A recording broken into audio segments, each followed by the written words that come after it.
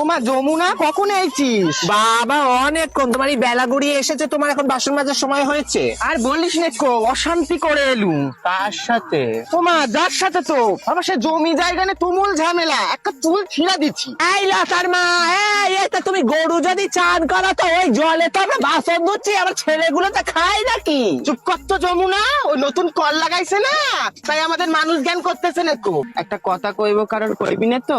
আমি কোনোদিন কয়েছি কারোরে? আমার ও লোক তো ওই লাইলির বাড়ি যায়। ও বাবা গো, লাইলি তো এইসব নোংরা নোংরা কাজ করে গো জোসনাদি। ওই মেয়ে আমার সংসার ভাঙলো। আরে বিমলির কি হলো রে? এখানে আর বাসন মাজতে আসে না কো? বাবা জানো নে, ওই পাড়ার হাতুড়ে ডাক্তারের ছেলের সাথে তো পালিয়ে বিয়ে করে নিয়েছে। ও বাবা, ওর তো আগে একটা বে ছিল। হ্যাঁ হ্যাঁ গো, কি নোংরামি। এই কালি বাবা, ওটা আমার বাছুর, ছাড় ওটা রে।